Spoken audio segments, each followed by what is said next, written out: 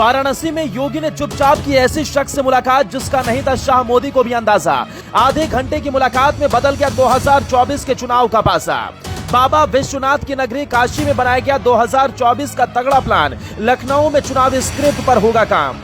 लोकसभा चुनाव से पहले योगी ने कर दिया बड़ा खेल। पीएम मोदी ने भी दी बाबा को शाबाशी। बुआ भतीजे की जोड़ी को योगी आदित्यनाथ ने कर दिया फेल। लोकसभा चुनाव में अब अधिक दिन नहीं बचे, ऐसे में पूरे देश में सियासत चरम पर है। 2024 को लेकर राजनीति दो गुटों में बढ़ चुकी है।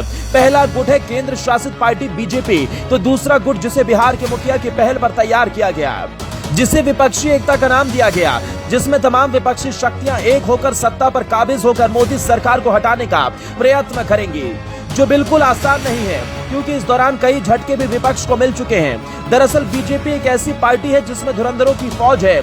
उनकी रणनीतियों के आगे विपक्ष के अच्छे दलों को हार का सामना करना पड़ा है।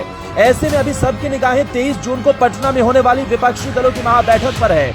लेकिन उससे पहले यूपी में योगी आदित्यनाथ ने एक बड़ा प्लान बना लिया है, जिससे एक बार फिर अखिलेश माया के साथ नीतीश बाबू और राहुल गांधी के माथे पर शिकन आ जाएगी।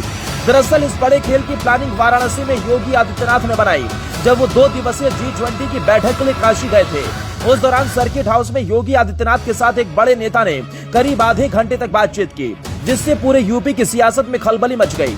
लेकिन सवाल यह है कि आखिर कौन था वो शख्स जिसने योगी के साथ लोकसभा चुनाव की प्लानिंग तैयार की, और आखिर इन दोनों की मुलाकात से विपक्ष को झटका क्यों लगा। तो चलिए हम आपको बताते हैं आखिर वो नेता कौन था जिसने गुपचुप तरीके से योगी से मुलाकात की। वो नेता जो सीएम योगी से मिला, उनसे आधे घंटे से अधिक समय तक बातचीत की, और वो कोई और नहीं बल्कि पूर्व मंत्री और सुभाषपा प्रमुख ओपी राजभर थे। इन दोनों के बीच ये मुलाकात वाराणसी के सर्किट हाउस में हुई। दोनों की ये मुलाकात करीब आधे घंटे तक चली। इतना ही नहीं, बातचीत में सीएम योगी ने ओम प्रकाश राजभर को लखनऊ में मुलाकात करने को भी कहा। मुलाकात के दौरान दोनों नेताओं के बीच चुनावी तैयारियों पर बातचीत हुई। दोनों ने सुभाषपा और बीजेपी के गठबंधन पर भी चर्चा की। गौरतलब है कि ये मुलाकात ऐसे वक्त में हुई जब एक बार फिर से बीजेपी और सुभाषपा के बीच गठबंधन की चर्चाएं तेज हो रही हैं। संभावना है कि इस गठबंधन का ऐलान चुनाव से पहले किया जाएगा, लेकिन इससे पहले ही दोनों पार्टी के रिश्तों में भी मिठास दिख रही है। बीते दिनों ओम प्रकाश राजभर के बेटे अरुण राजभर की शादी में बीजेपी के कई दिग्गज नेता और राज्य सरकार के मंत्री पहुंचे थे। इस शादी समारोह में बीजेपी के प्रदेश अध्यक्ष भूपेंद्र चौधरी और डिप्टी सीएम केशव प्रसाद मौर्य पहुंचे थे। इसके अलावा योगी सरकार के मंत्री और यूपी बीजेपी के पूर्व अध्यक्ष स्वतंत्र देव सिंह भी शादी समारोह में शामिल हुए थे। बता दें कि इससे पहले भी डिप्टी सीएम ब्रजेश पाठक से ओम प्रकाश राजभर की मुलाकात हुई थी। तब डिप्टी सीएम ने कहा था कि राजभर हमारे पुराने मित्र हैं।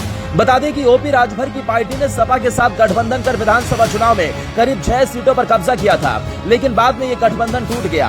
अब जल्द ही लोकसभा चुनाव से पहले सुभाषपा बीजेपी के साथ गठबंधन कर चुनावी मैदान में उतरेगी, जिससे कई दलों की बेचैनी बढ़ चुकी है। अब देखना यह है कि ओपी के बाद बाबा किस पार्टी को अपनी ओर लाकर विपक्ष की मंशा पर पानी फेरते हैं।